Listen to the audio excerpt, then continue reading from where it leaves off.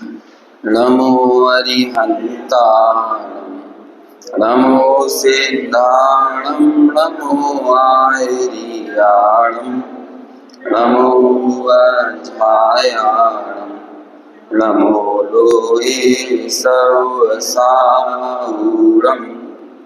मङ्गलं भगवान् वीरो मङ्गलं गौतमो गणी मङ्गलं कुन्द कुन्दाद्यो जैन धर्मोऽस्तु मङ्गलम् सर्वमङ्गलमाङ्गल्यं सर्वकल्याणकारकं प्रधानं सर्वधर्माणां जैनं जयतु शासनं जैनं जयतु शासनं वन्दितु सर्वसिद्धे धूमचलमणो ममं गतिं पत्ते बोच्छामि समय पाहुड मिणमो सुध केवली भणिदं नमः समय साराय स्वानुभूत्या चकासते चित् स्वभावाय भावाय सर्वभावान्तरच्छिदे। समय सार ग्रंथ की 6वीं गाथा जिसके भावार्थ पर अपनी चर्चा चल रही है।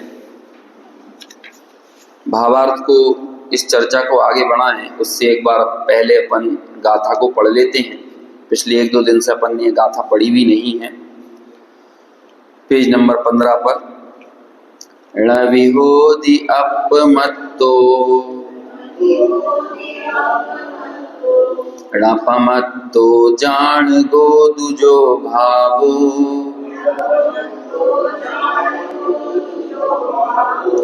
एवं भणन्ति शुद्धं णादो जो सो दुसो चेव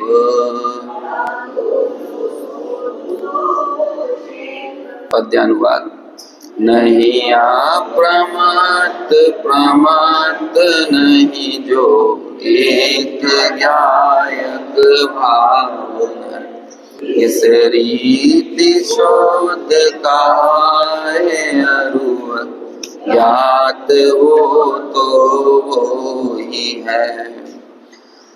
हालांकि टीका में बहुत अच्छे से स्पष्ट किया आचार्य अमृतचंद्र ने कि गायक की शुद्धता कैसे है। वह भाव भावक पने से यानी कषायों का कर्मों का अनुभव करने के कारण प्रमत्त नहीं होता, और जब वो प्रमत्त नहीं होता तो अप्रमत्त होने का सवाल नहीं है। दूसरा, वो तो ज्ञाता है और जिस काल में वो ज्ञाता रहता है परद्रव्यों को जानता है, लेकिन वो जानते समय भी उन गेयों के द्वारा गेयकृत जो अशुद्धता है वो गायक में नहीं आती। ये जो गायक नाम है ना, ये गायक नाम भी उसे इसलिए दिया गया है क्योंकि वो गेयों को जानता है। गेयों का ज्ञापक इज इक्वल टू गायक है ना, इसलिए उसका नाम है। गेय सापेक्ष नाम है उसका गायक। अदरवाइज तो आत्मा है ना, उसे गायक क्यों कह रहे हैं? क्योंकि वो गेयों को जानता है इसलिए उसे गायक कह रहे हैं। तो ऐसा वो गायक है। उसके लिए अब यहाँ पर भावार्थ में और ज्यादा स्पष्ट करते हुए पंडित जयचंद जी छावड़ा कहते हैं कि देखो, किसी भी वस्तु को देखने के विभिन्न दृष्टिकोण होते हैं।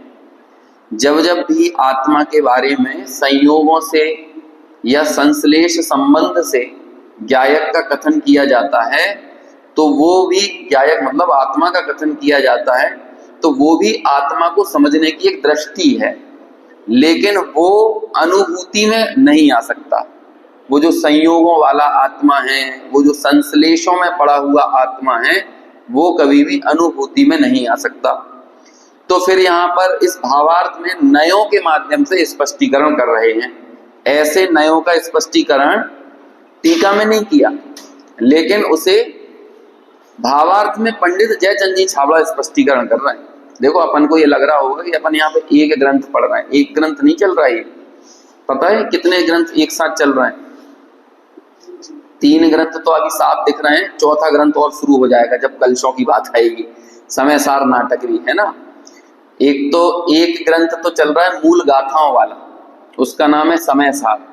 एक चल रहा है टीका वाला, उसका नाम है आत्मख्याति, ठीक है। और तीसरी चल रही है जयचंद जी छावड़ा की वचनिका, जो कि अपने में सेपरेट ग्रंथ है। बाद में जब कलसों के पद्यानुवाद के साथ बात भी यदि बीच बीच में हम थोड़ी बहुत लेंगे, तब वहां पर समय सार नाटक भी शुरू हो जाएगा। इस तरह एक समय सार में ये 4 ग्रंथों का स्वाध्याय एकदम साइमल्टेनियसली चल रहा है। तो यहाँ पर ये जो भावार्थ है ना, ये भावार्थ बड़ा विशेष भावार्थ है। समय सार को पढ़कर अनेकों लोग कई भ्रांतियों में पड़ गए, लेकिन एक सौराष्ट्र प्रांत में जन्मे हुए गुरुदेव श्री कांजी स्वामी, जिन्हें कोई भी पहले का ऐसे कोई समझाने वाला तो था नहीं, वहां पर तो कोई दिगंबर या कोई भी समय सार का बहुत बड़ा ज्ञाता तो उनके बीच में था नहीं, लेकिन कांजी स्वामी के लिए ये समय सार को पढ़कर कहीं कोई समस्या खड़ी नहीं हुई, और जो इसका भाव था वही समझा। नहीं तो बनारसी दास जी जैसे विद्वान भी चक्करों में उलझ गए थे इस समय सार के माध्यम से। और भी बहुत बड़ी परंपरा रही है, कईयों के नाम आते हैं, कईयों के नाम नहीं आते, लेकिन समय सार को पढ़कर लोगों को ये लगने लगता है मैं तो राग से भिन्न हूं, मैं तो कर्मों से भिन्न हूं, मैं कोई क्रिया का करने वाला नहीं हूं, मैं बंध मोक्ष का करता नहीं हूं, मैं जीव को मारता नहीं हूं, जिलाता नहीं हूं। तो लोग बड़े चक्करों में उलझ गए। लेकिन कांजी स्वामी को यदि इस समय सार के पढ़ने के बाद कहीं कोई समस्या नहीं हुई और वो मूल रूप से बंध कर जुड़कर इसकी मूल भावभूमि को समझते हुए प्रतिपादन करते रहे, उसका सबसे बड़ा कारण यदि कुछ है तो वो है जयचंद जी छावड़ा की वचनिका। क्योंकि उन्हें पहला समय सार ही जो मिला था ना, वो ये जयचंद जी छावड़ा की वचनिका से स्पष्ट की हुई विषय वस्तु वाला मिला था।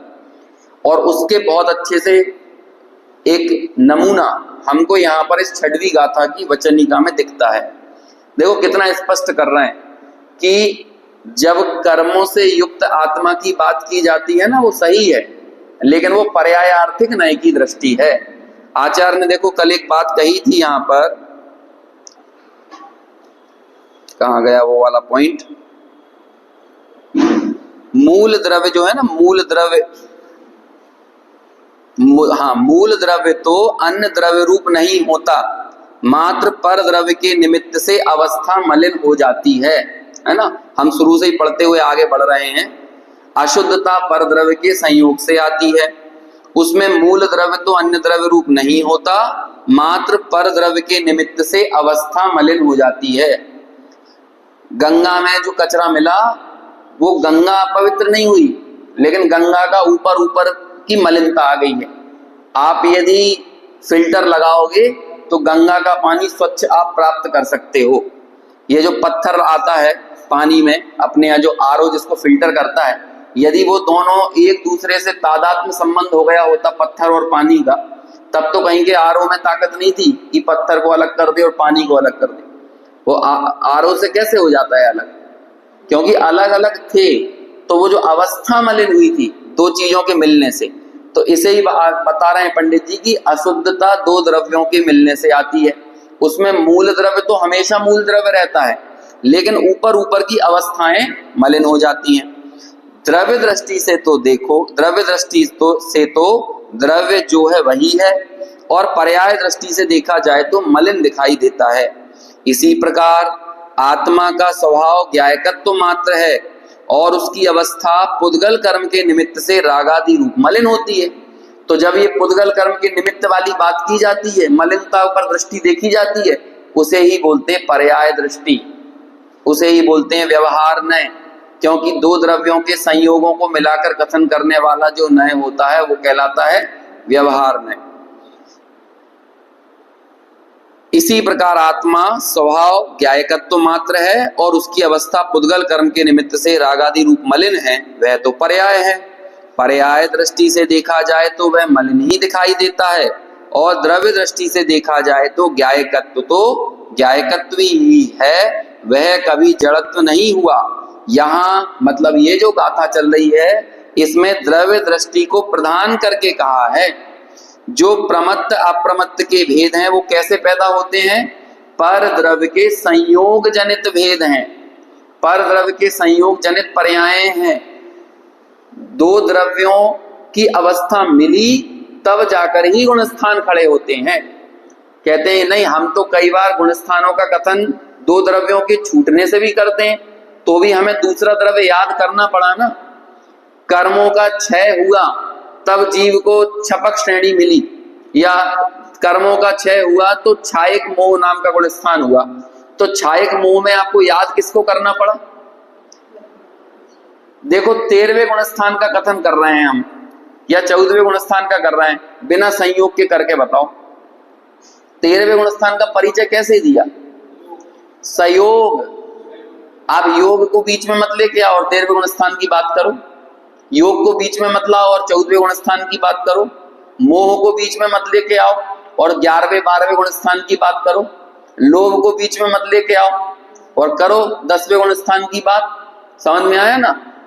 परिणामों को बीच में मत लेके आओ और करो 8वें और 9वें गुण स्थान की बात। हमें आपको दृष्टि का विषय बताना है। जब जब हम गुण स्थानों को याद कर रहे हैं तो हमें तो संयोग याद आ रहा है, और संयोग के बारे में पहले नंबर का वाक्य क्या लिखा? अशुद्धता पर द्रव्य के संयोग से आती है। इसका मतलब संयोग है वो।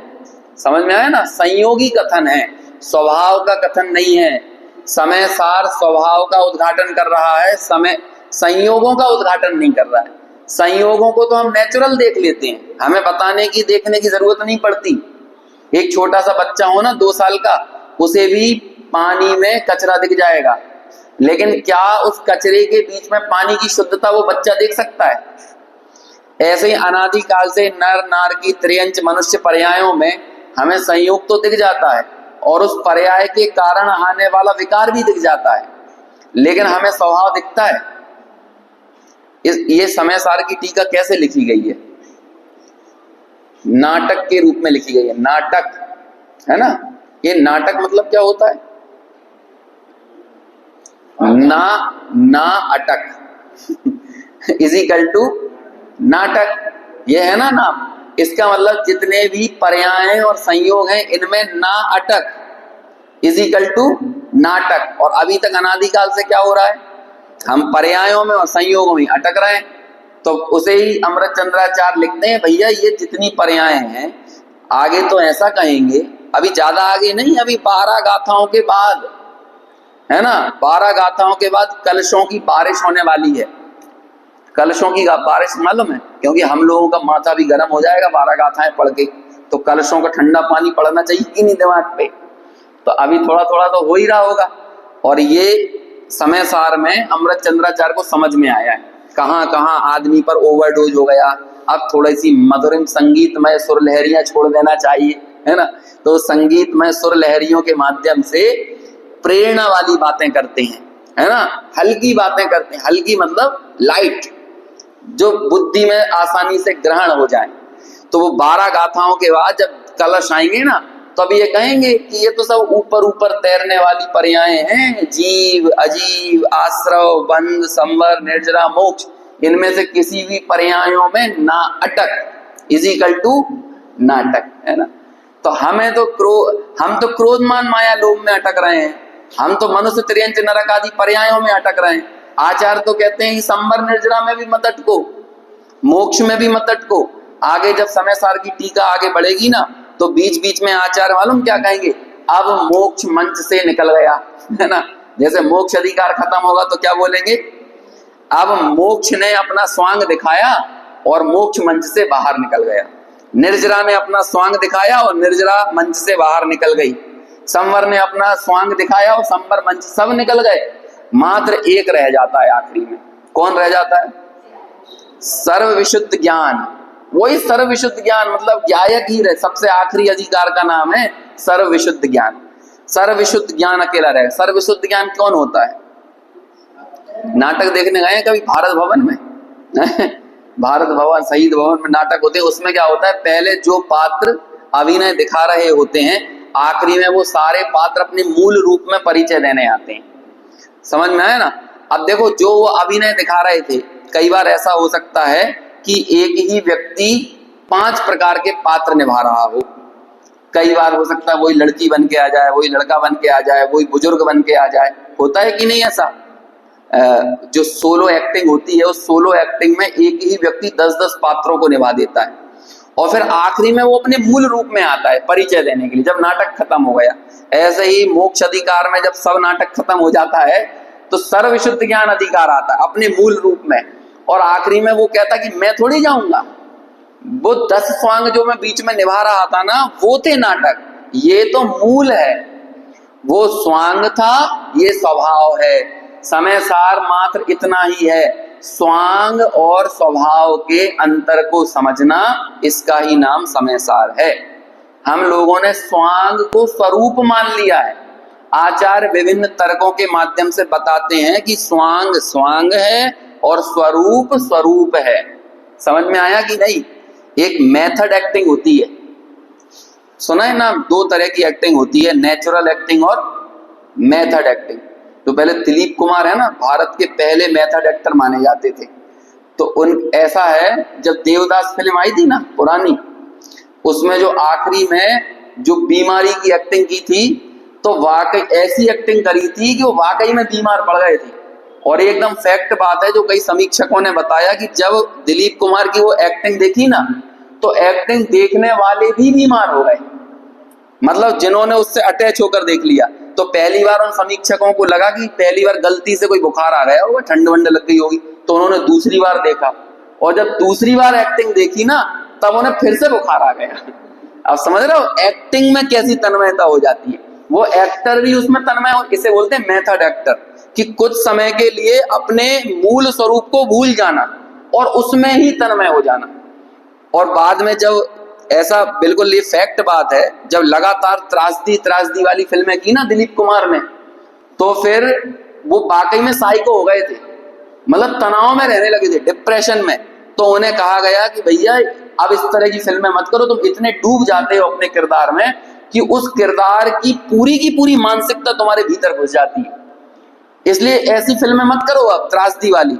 तो फिर बाद में उन्होंने अपने कैरियर के मध्याह्न में एक राम और श्याम फिल्म की थी, है ना, जो कॉमेडी वाली पिक्चर थी, कि उनके स्वरूप से विपरीत थी वो। क्यों? अपने उस त्रासदी से बाहर निकलने के लिए। ये मैं आपको क्यों बता रहा हूं कि वो तो वहां पर कुछ फिल्मों में डूबे अपने अभिनय में और स्वांग में। हम लोग अनादिकाल से स्वांग में इतने डूबे हैं कि वो मैं तन उपजत अपनी उपज जान, तन नसत आपको नासमान, बिल्कुल ऐसा मानते यही मैं हूं। जरा सा मेरे को हल्का फुल्का यदि दर्द हो जाए ना यहाँ पे, तो तुरंत हमें क्या लगता है, मूल सत्ता का नाश ना हो जाए। तुरंत क्या लगता है, कहाँ जाता है, जैसे मेरी सत्ता ही ना चली जाए, तुरंत एकदम घबरा जाते। होता है कि नहीं? 2 तरह के दुख होते हैं, एक होता है अनुभूत दुख और एक होता है मूलभूत दुख। हमारा अनुभूत दुख तो कुछ और होता है, लेकिन मूलभूत दुख कुछ और है। हमारे सीने में दर्द हुआ, वो तो हो सकता है भैया किसी को गैस वैस बन रही हो तो ही दर्द हो जाए, है ना, यहाँ पे। लेकिन एक तो हुआ अनुभूत दुख की जो हल्का दर्द यहाँ पर हुआ, लेकिन हमारा मूलभूत दुख क्या है?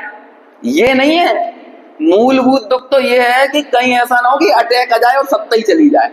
ये सत्ता का नाश हो जाना, मेरी पर्याय के नाश से मेरी सत्ता का नाश हो जाना। सत्ता, जरा सा सर में दर्द हो, जरा सी एकदम चक्कर आ जाए, बेसुधी छा जाए, तो तुरंत कहाँ दिमाग जाता है?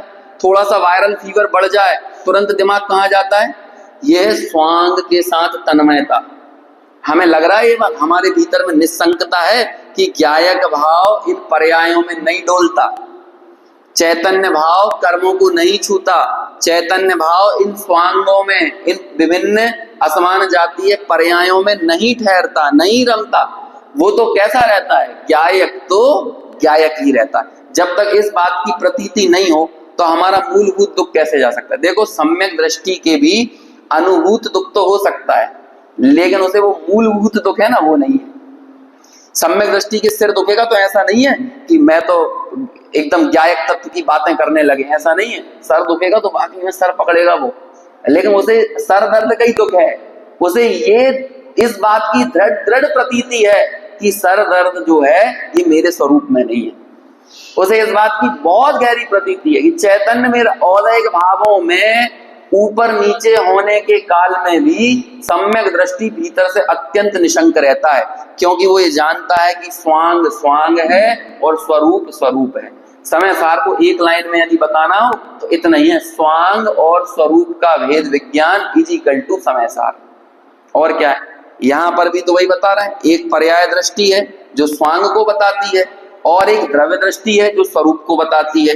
ये जो गाथा हमने पढ़ी ये किसे बताने वाली थी, स्वरूप को कि स्वांग को?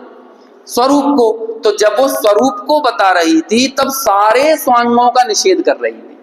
जितने स्वांग होते हैं तो उस स्वांगों में उसे 14 गुण स्थान भी दिखे कि ये 14 गुण स्थान भी क्या है, ये भी स्वांग है। अरे जब आचार्य संबर निर्जरा को स्वांग कह रहे हैं, मोक्ष को स्वांग कह रहे हैं, तो वो लोग ये मोह और योग के निमित्त से होने वाली तारतम्य रूप अवस्थाओं को स्वांग कहकर उन्हें स्वरूप से बाहर निकलने में उन्हें हिचकिचाहट थोड़ी होगी, तत्काल उन्हें निकाल कर बाहर करेंगे। तो इसलिए एकदम क्या कहते हैं, सिंहनाद किया, नवी होदि अपमत्तो नपमत्तो जान गोदु जो भावो एवं भड़ंती शुद्धम। ये भड़ंती शब्द क्यों डाला यहाँ पे?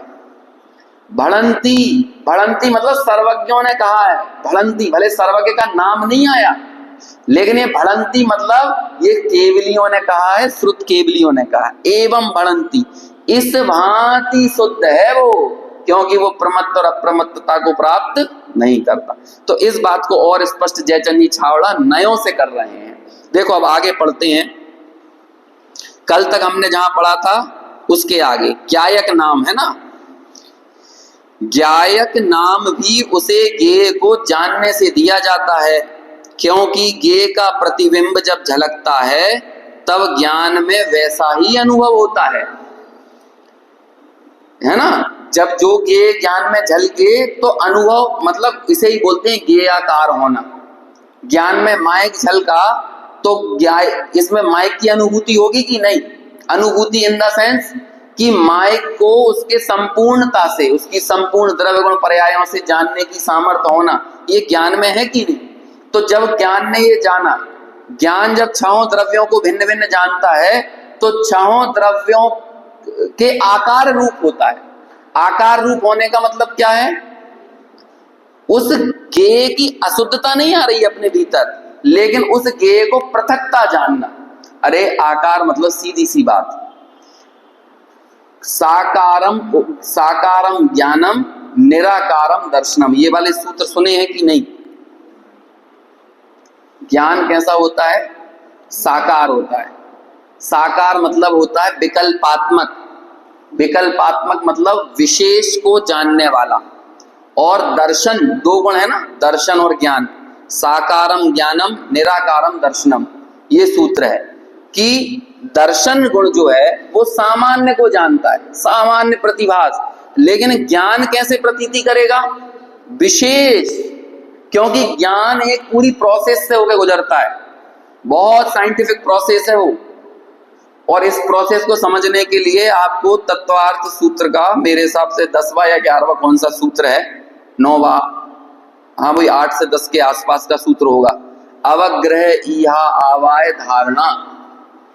ये पूरी प्रक्रिया होती है ज्ञान की। हमें जैसे लगा ना, जैसे आपने एक शब्द सुन लिया और वो आपके दिमाग में बैठ गया, हो सकता है आप इस अभी हम जो चर्चा कर रहे हैं इस चर्चा को सुनकर बाहर जाओ तो बहुत सारी चीजें आपकी स्मृति में नहीं जाएंगी, है ना, और बहुत सारी चीजें स्मृति में आ जाएंगी। और वो पता कैसे चलेगा कि ये बात हमारी स्मृति में है? जब मैं दोबारा वो बात बोलूंगा या उससे संबंधित कोई बात बोलूंगा तो आपको तुरंत क्लिक करेगा कि मैंने कल क्या बोला था, या मैंने 20 दिन पहले, 25-50 दिन पहले क्या बोला था। तो ये बोलो आपको कैसे याद आ गया? कैसे याद आया? धारणा में वो चीज पड़ी थी। हम लोगों को अक्सर ये लगता है हम इतना सुनते हैं हमें याद कुछ नहीं रहता। गलतफहमी मत रहना, आप उपयोग और बुद्धिपूर्वक सुनो, सब दिमाग में रहता है। और ये धारणा की ताकत, मति ज्ञान की ताकत इतनी पावरफुल है, आपको तो ये लगता है कि हमें 2 दिन बाद याद नहीं रहता, आपको त्रियंच गति में याद आएगा ये। एक बार सुनो तो सही, विनयेन सुदमदीदम यदपि पमादेन होदि विस्तरितम तद तमुत्थदि पर भवे केवल नाणम च आवहरि। मूलाचार की गाथा है कि विनय से किया गया श्रुत का अभ्यास यदि प्रमाद से भूल भी जाओ तो भी वो विनय से किया गया था ना, विनय से किया गया अभ्यास था ना, वो भी कहते तमुत्थदि पर भवे, वो भी पर भाव में और एकाध दो भाव बाद नहीं, कईयों जन्मों बाद वो अभी का किया गया अभ्यास केवल ज्ञान को बुला लेगा। ये कैसे बुला लिया उसने केवल ज्ञान को? केवल ज्ञान को बुला लेगा मतलब ये देशना हमारे को वहां पर स्मरण में आएगी। ये क्या होता है, कई बार यहाँ एसी की हवा में देशना याद नहीं आती, जब लट्ठ पड़ते हैं तो याद आती है। है? ये वेदना सम्यक तो क्या होता है, वेदना सम्यक क्या होता है, जब नरकों में लट्ठ पड़ते हैं तो याद आ जाती है ना देशना। यहाँ पे तो नहीं आई। ये तो हमने समाधि तंत्र में 103 104 नंबर का कौन सा श्लोक आया था 100 के आसपास का, वहां पर ये पढ़ा था कि नहीं कि अनुकूलता में किया गया श्रुत का अभ्यास प्रतिकूलता में नष्ट हो जाता है। आप जितना अभ्यास अनुकूलता, इसलिए कई बार लगता है ना, वो अपने पंडित जी साहब थे मानक चंद जी, वो बोलते थे कि कई बार तो वो कहते थे, मतलब मेरे से पर्सनली जब बात होती थी, मैं अपन ने उनसे कहा अब 80 82 साल के हो गए आप, और आप इस उम्र में भी स्कूटर से चले जाते हो, थोड़े आराम से आया करो। मैं क्या आपके अंदर इतना उत्साह डेली कैसे आता है, डेली उत्साह कैसे आता है 82 83 84 साल की उम्र में भी कैसे इतना उत्साह आता है? तो मालूम वो क्या बोलते हैं कि कई बार तो मुझे संशय होता है ना, ये बिल्कुल मेरे को पर्सनल जब बात हुई थी उनसे, कई बार तो संशय होता है कि जब बहुत तेज बारिश होते हुए देखता हूं, है ना, तो ऐसा लगता है कि कौन आएगा सुनने, इतनी भयंकर मूसलाधार बारिश में कौन सुनने आएगा।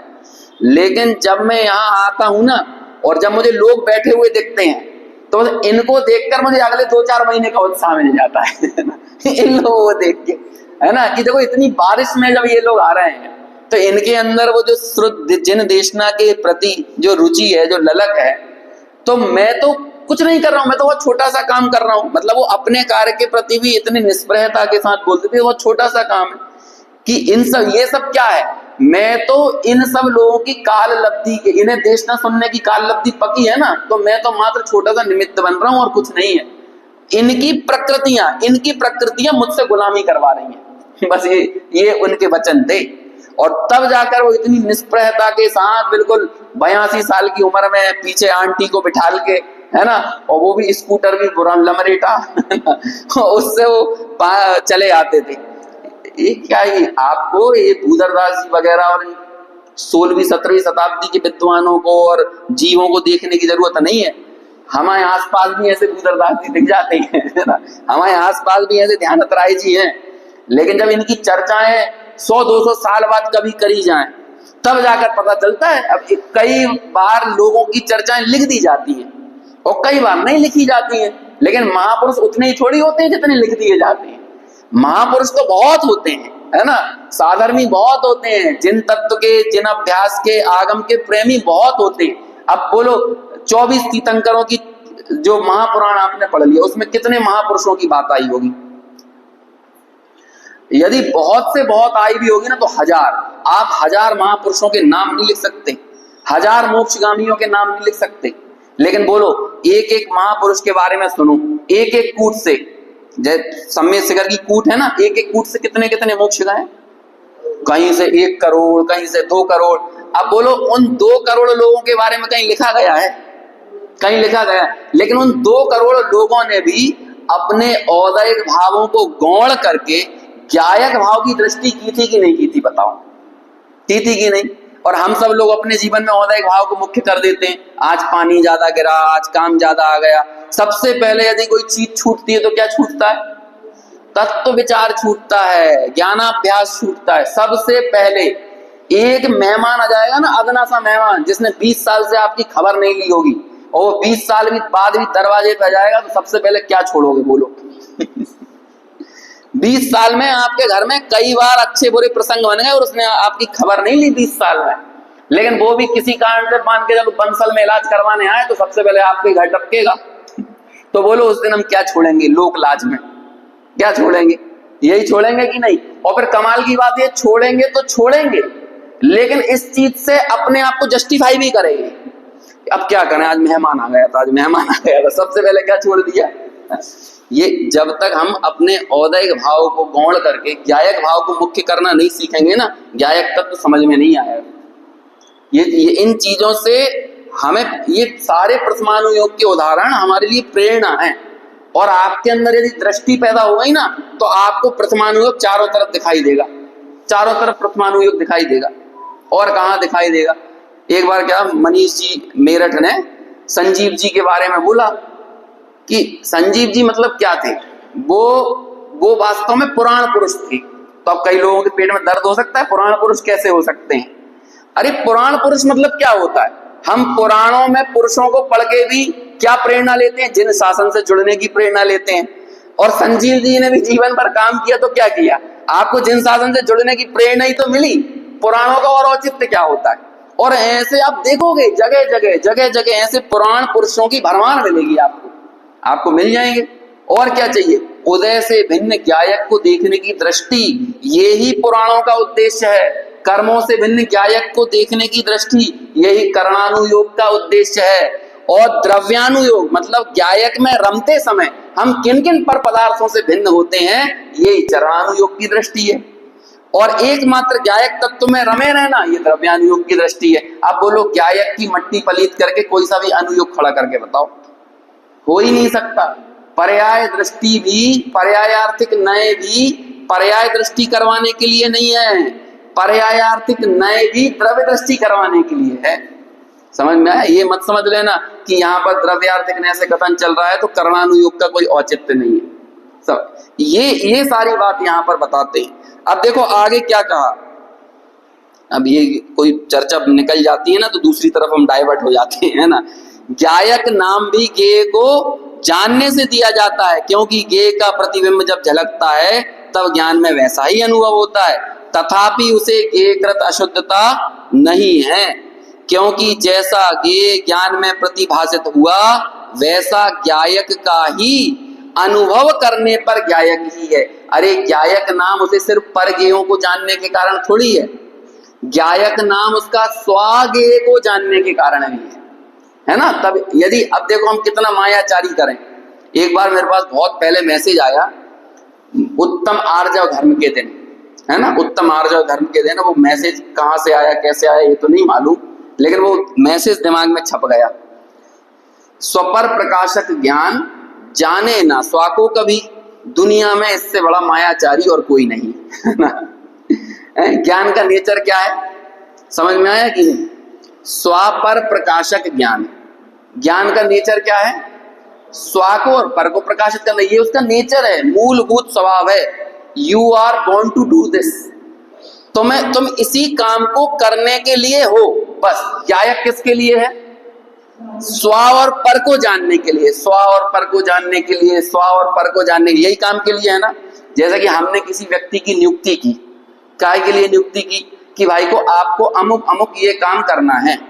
किसी में जैसे किसी कंपनी में नियुक्ति, बैंक में नियुक्ति की कि आपका क्या काम है, आपको होम लोन करना है, आपको लोन को ज्यादा से ज्यादा प्रमोट करना है, ज्यादा से ज्यादा बैंक लोन देगा, इंटरेस्ट आएगा तो कमाई होगी। अब वो व्यक्ति वो काम ना करे और उस समय दूसरे काम करे, मोबाइल देखे, टीवी देखे, समझ में आया, गेम खेले, तो बोलो वो क्या कहलाएगा? मायाचारी कहलाएगा ना, कहलाएगा नहीं। और जैसे ही कोई आ जाए तो वैसे ही दिखावा करने लगे काम करने का, तो ये क्या हो गया? वो मायाचारी है कि नहीं? ऐसे ही गायक का काम क्या है, हमारा काम क्या है? गायक गायक कहते हैं तो लगता कोई होगा गायक, है ना, ऐसा नहीं। हमारा काम क्या है? स्वापर प्रकाशक, स्वापर प्रकाशक, समझ में आया ना। ऐसे इसीलिए हमारा नाम गायक है, स्वा और पर का प्रकाशन करे। लेकिन हम क्या कर रहे हैं? कभी भी स्वा का प्रकाश नहीं करते, पर का प्रकाश करते रहते हैं। तो हमने बोलो अपना काम किया कि नहीं किया? नहीं किया ना। तो इसीलिए बोलता है कि जाने ना स्वा को कभी, इसलिए दुनिया में इससे बड़ा मायाचारी और कोई नहीं, है ना। यही तो मायाचार है। यहाँ पर आचार्य कहते हैं कि गायक नाम अकेले परगेय को जानने के कारण थोड़ी है, परगेय को जानने के काल में स्वयं भी प्रकाशित हो रहा है। और इस बात की अनुभूति करना कि मैं स्वयं का भी प्रकाशक हूं, तब जाकर हम अपने गायक पने को वास्तव में प्रसिद्ध कर पाएंगे और पूरा जीवन बीत जाएगा, पर प्रकाशन होता रहेगा। बोलो जीवन भर क्या क्या जाना, लिख कर दो। जानना तो छोड़ो, हमने जो बाहर की चीजें अर्जित की है ना, उससे हम हमारी उपलब्धियां मानते हैं। कितना कमाया, कितना कमाया, आज के दिन की सार्थकता क्या है, हमारे लिए प्रॉफिट क्या लगता है? प्रॉफिट मतलब क्या? हाँ वो तो मालूम है, हिंदी अनुवाद करके आने प्रॉफिट यानी लाभ है ना। लेकिन प्रॉफिट मतलब प्रॉफिट का सीधा नजर हमारी कहाँ जाती है? पैसे पे। प्रॉफिट में कहाँ नजर जाती है? जैसे कि देखो आजकल तो दान की भी मार्केटिंग की जाती है ना, तो ऐसे ही की जाती है। क्या कहते हैं? बड़े सो पावे, बड़े सो पावे। मतलब बोली में जितने बढ़ोगे उतना रिटर्न तुमको ज्यादा मिलेगा। जैसे कि तुमने 2 लाख की बोली दी तो तुम्हें क्या है कि 5 लाख रिटर्न मिलेगा। एक बार तो बिल्कुल सही बात बता रहे हैं, हमारे एक पंच कल्याणक के लिए जो इंद्र वगैरह बनते हैं ना, तो उसके लिए पात्र का चयन हो रहा था। तो पहले एक जन ने 2 लाख 5 लाख जितने में भी कोई पात्र बने, तो मालूम बिल्कुल मंदिर में खड़े होकर, मंदिर में, और जो बिल्कुल पंच कल्याणक समिति में व्यक्ति थे, बिल्कुल कहना नाम वाम लेना से कोई मतलब नहीं है, लेकिन तो तत्काल मेरे दिमाग में आया, तुरंत वो उनने 5 लाख की बोली ली और इधर बैठे बैठे उन्होंने कहा सुनो 1 लाख शेयर इसके खरीद लेना और तुरंत बोल दीजिए तुम्हारे 5 लाख रिटर्न आ जाएंगे तुरंत भाई खड़े खड़े, और वो जो प्रतिष्ठा की समिति में व्यक्ति थे उन्होंने बोले बहुत बिल्कुल एकदम एक्यूरेट क्या है टिप है ये, क्या है 1 लाख शेयर ये वाले खरीद लो और तुम्हारा 5 लाख का रिटर्न आ जाएगा। बोलो क्या लग रहा है इसको? दान काय के लिए दिया? दान निर्लोभता के लिए।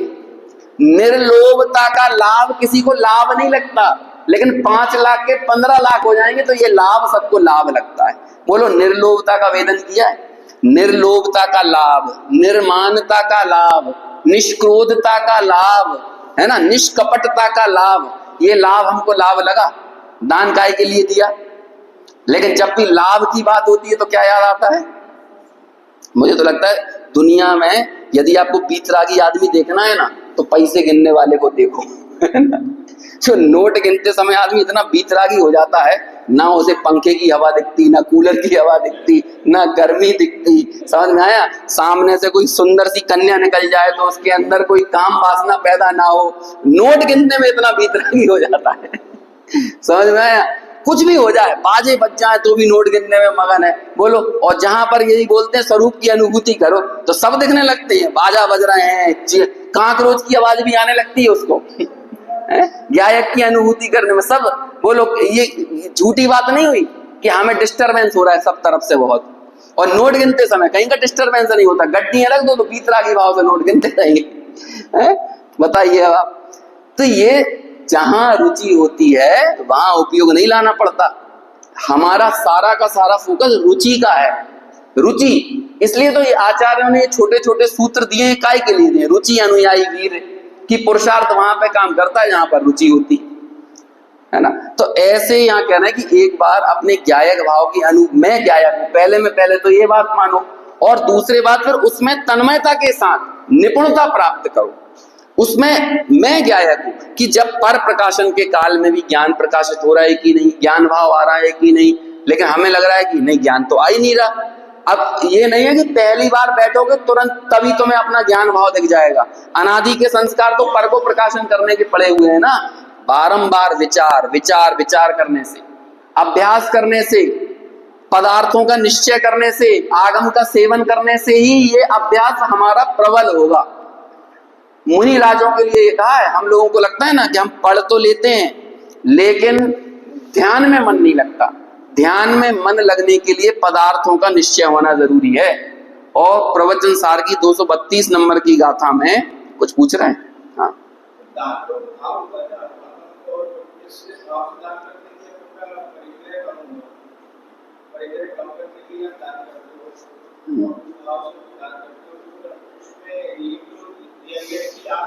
ये भी पता करना है कि दान कहाँ है, उससे मुझे क्या करना है? तो हम तो दान दिया तो चाहे जहाँ दे दो, उससे मान के चलो किसी का मर्डर कर दिया जाए, पैसा दे दो तो है ये हमारी जिम्मे। हमने जो संयोग अर्जित किए हैं दुनिया में अनेक, या तो आप बिल्कुल त्याग करके त्यागी बन जाओ, लेकिन आप यदि किसी कार्य के लिए दे रहे हो दान तो आपकी जिम्मेदारी नहीं बनती कि मैंने ग्रंथ छपने के लिए दान दिया है तो ग्रंथी छप रहे हैं कि इससे पता चल रहा है कि ट्रस्टियों के मकान बन रहे हैं।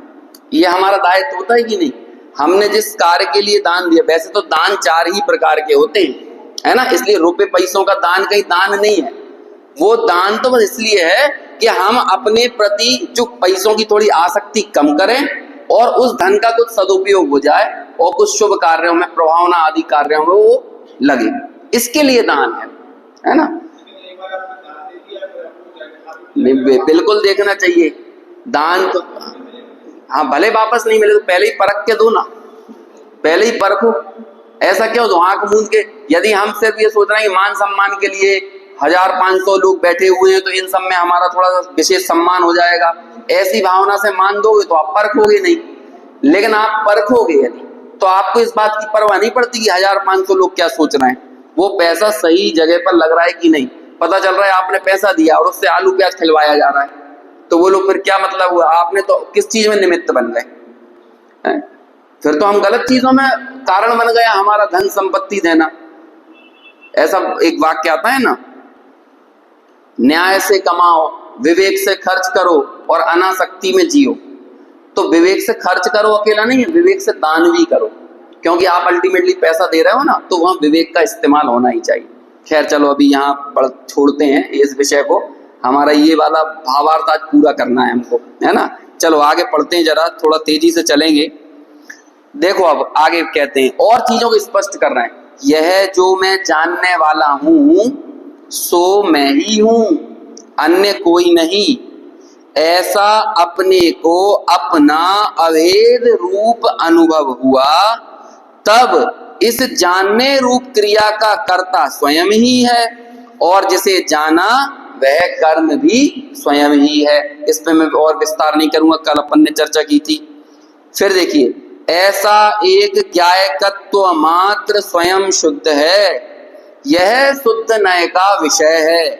अन्य जो पर संयोग जनित भेद हैं वे सब कैसे हैं?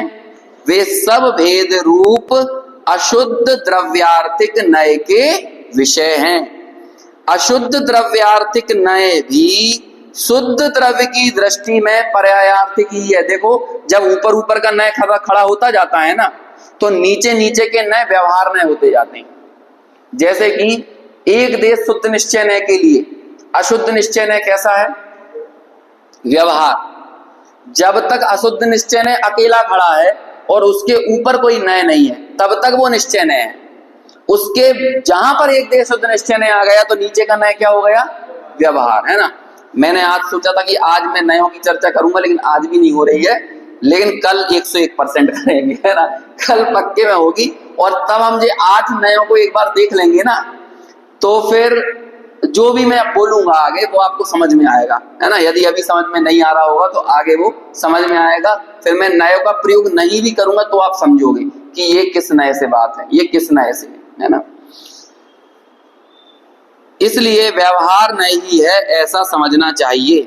यहां यह भी जानना चाहिए, देखो अब स्यादवाद को कथन कर रहे हैं कि जिन मत का कथन स्यादवाद रूप है, इसलिए अशुद्ध नय को सर्वथा असत्यार्थ ना माना जाए, है ना। सर्वथा असत्यार्थ नहीं है। अब ये वाली बातें लिख के जो भी व्यक्ति स्वच्छंदी होने की कगार पर यदि पहुंच रहा हो, 6वीं गाथा पढ़कर, उस व्यक्ति को सही लगाम लगा दी पंडित जयचंद जी छाबड़ा ने।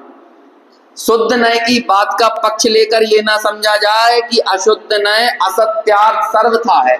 सर्वथा असत्यार्थ नहीं है। आगे 12वें नंबर की गाथा में आचार्य कुंद भी बताएंगे व्यवहार की कब उपयोगिता होती है, वे खुद भी बताएंगे।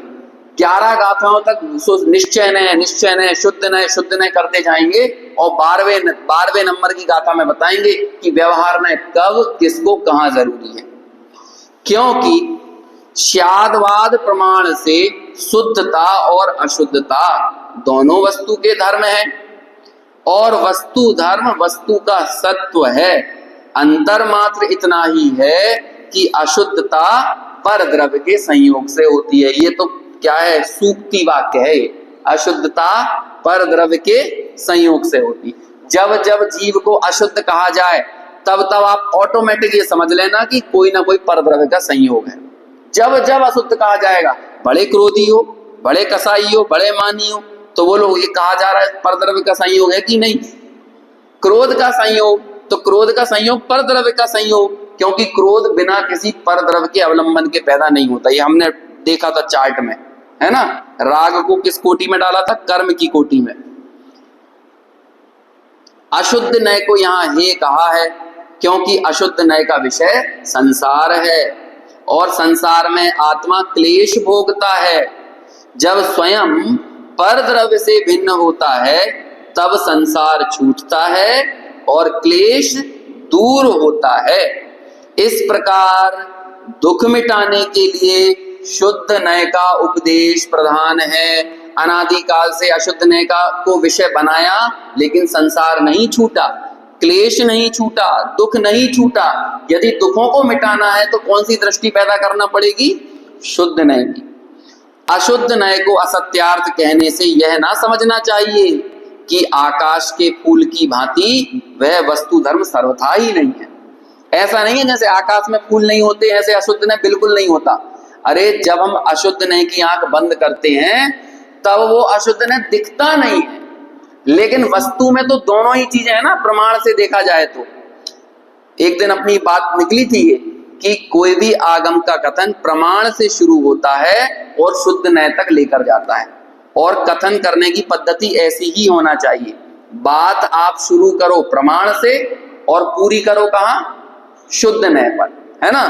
प्रमाण से समझना और दृष्टि शुद्ध नय की करना। अभी और भी चीजें याद आ रही, मैं नहीं बोलूंगा। एक कहा जाता कि प्रमाण पूज्य नहीं है, शुद्ध नय पूज्य है, ऐसा कहा है। क्योंकि प्रमाण की दृष्टि आत्मा का अनुभव नहीं करवाती, प्रमाण की दृष्टि अनुभूति नहीं करवाती। कौन सी दृष्टि करवाती है? शुद्ध नय की दृष्टि। यद्यपि जब वो दृष्टि हो जाती है ना तब वो शुद्ध नय भी बाहर निकल जाता है। जैसे कि चांद को दिखाने वाली उंगली लेकिन चांद को देखने वाली दृष्टि, चांद को देखने वाली दृष्टि में चांद को दिखाने वाली उंगली शामिल है क्या? यदि आप उंगली को देखोगे तो चांद नहीं दिखाई देगा। ऐसे ही आत्मा को दिखाने वाला शुद्ध नय और आत्मा को देखने वाली दृष्टि, समझ में है ना। हालांकि वो शुद्ध नय ही आत्मा को दिखाने वाली दृष्टि है, लेकिन आप जब तक शुद्ध नय को देखते रहोगे तब तक आत्मा दिखेगा। इसका मतलब आत्मा को जब आप देखोगे तब शुद्ध नय भी चला जाएगा। और ऐसा एक श्लोक आएगा, उदयति नानयश्री अस्तमेति प्रमाणम, है ना, कि जब आत्मा की अनुभूति हो जाती है, आत्मा दिख जाता है तो नय उदय नहीं होते, प्रमाण अस्त हो जाता है, निक्षेपों का पता नहीं चलता कहां चले गए, है ना। जबकि जब हम जान रहे थे तब ये तीनों हमारे कार्यकारी थे, तब हमें प्रमाण भी जरूरी था, नय भी जरूरी था, निक्षेप भी जरूरी था। तत्वार्थ सूत्र में जब 7 तत्वों का अधिगम करवाया गया तो आचार्य ने पहले नंबर पर क्या लिखा? 7 तत्वों के नाम लिखे, फिर क्या लिखा? नाम स्थापना द्रव्य भाव तस्तन्यासा प्रमाण नय रधिगमा। मतलब इन 7 तत्वों को कैसे जानोगे? प्रमाण से, नय से, निक्षेप से। लेकिन जब 7 तत्वों को जानकर आत्मा की अनुभूति हो गई, अब क्या करना है? अरे जब मकान बन गया तो मजदूरों की क्या जरूरत? समझ में आया ना। मकान बन गया, अब लेबर को अपने बेडरूम में सुलाओगे? क्या करोगे? अंदर घुसाओगे? फिर तो हम अंदर घुसने नहीं देंगे उन्हें। उन्हीं लेबर मजदूरों ने पहले तुम्हारे घर में अपना छपरा डाल डाल के रहे, खाना बनाते थे, वहीं सूसू पोटी भी कर देते थे जब मकान बन रहा था तो। लेकिन अब बन जाए तो नहा धो के भी उन्हें अंदर नहीं घुसने दोगे। समझ में आया ना। ऐसे ही ये प्रमाण नय और निक्षेप आत्मा को दिखाने के लिए था। आत्मा दिख गया ना, अब इनकी क्या जरूरत है? अब बाहर करो इन्हें सब। अब ये एंट्री लेंगे ना तो आत्मा की दृष्टि चली जाएगी। यदि प्रमाण नय और निक्षेप दिख गए तो आत्मा की दृष्टि चली जाएगी, और आत्मा दिख गया तो प्रमाण नय निक्षेप की कोई जरूरत नहीं है ना। ऐसा है कहते हैं। निक्षेप यानी होता है रखना। जैसे आत्मा, आ बड़ा आ, आधा ता और माँ बड़ा माँ, आत्मा, इस शब्द में हमने आत्मा को रख दिया ना, आत्मा नाम की वस्तु को रख दिया ना, तो ये आत्मा क्या हो गया? ये एक नाम निक्षेप हुआ, है ना। ऐसे ही एक एक वस्तु में समझने के लिए हमें रखना पड़ता है। अभी हम कुछ बोलेंगे नहीं तो फिर समझेंगे कैसे? लेकिन जब समझ में आ गया तो बोलने की क्या जरूरत है? आई ना बात समझ में। इसलिए निक्षेप की जरूरत पड़ती है तब तक, जब तक वो चीज समझ में नहीं आई, फिर निक्षेप की भी जरूरत नहीं है। इसके लिए वो तत्वा सूत्र में अपनी चर्चा चली थी, एक बार फिर से सुनना, 2-3 दिन चली थी निक्षेप की चर्चा, है ना। अशुद्ध नय को असत्यार्थ कहने से यह ना समझना चाहिए कि आकाश के फूल की भांति वह वस्तु धर्म सर्वथा ही नहीं है। ऐसा सर्वथा एकांत समझने से मिथ्यात्व होगा। इसलिए स्यादवाद की शरण लेकर शुद्ध नय का आलम्बन लेना चाहिए। स्वरूप की प्राप्ति होने के बाद शुद्ध नय का भी आलम्बन नहीं रहता है ना। कब तक लेना शुद्ध नय का आलम्बन? जब तक वस्तु की प्राप्ति ना हो जाए। स्वरूप की प्राप्ति हो गई, वस्तु की प्राप्ति हो गई, फिर क्या करना है? अब तो शुद्ध नय का भी आलम्बन नहीं रहता। जो वस्तु स्वरूप है वह है, यह प्रमाण दृष्टि है, इसका फल वीतरागता है, इस प्रकार निश्चय करना योग्य है। यहाँ ज्ञायक भाव प्रमत्त अप्रमत्त नहीं है ऐसा कहा है। वहां गुण स्थानों की परिपाटी में छठे गुण स्थान तक प्रमत्व और सातवें से लेकर अप्रमत्त कहलाता है, किंतु यह सब गुण स्थान कैसे हैं? किंतु यह सब गुण स्थान अशुद्ध नय की कथनी में है। शुद्ध नय से तो आत्मा ज्ञायक ही है। इस तरह हमारी ये छठवीं गाथा की चर्चा पूरी होती है। हालांकि मन तो करता है और थोड़ी सी चर्चा की जाए, लेकिन कोई मतलब नहीं है, उससे हमें भी पिष्ट पेशन और थोड़ा सा कहीं इरिटेशन ना होने लगे, इसलिए इस चर्चा को यहीं पूरा करते हैं। लेकिन आप एक बार अनुशीलन को पढ़ो, थोड़ा सा और समय हो, थोड़ी से पुरुषार्थ विशेष लगेगा। लेकिन 6 गाथाओं पर गुरुदेव श्री के व्याख्यान हैं, 5-6 व्याख्यान होंगे उनके भी, उन्हें सुनना। एक एक शब्द का इतना बढ़िया खुलासा कर करके चीजों को समझाया है, तो विषय और हमारे स्पष्ट हो सकता है। अभी यहीं विराम लेते सीढ़ी चाहिए भी और छोड़ना हैं। सीढ़ी चाहिए भी और छोड़ना। हाँ बिल्कुल, और बिना छोड़े आगे बढ़ेंगे भी नहीं, है ना। ऐसा ही है, निक्षेप नय और प्रमाण आगे बढ़ने के लिए जरूरी है, लेकिन जब आगे बढ़ जाओ तो छोड़ते चले जाओ, है ना। चलिए।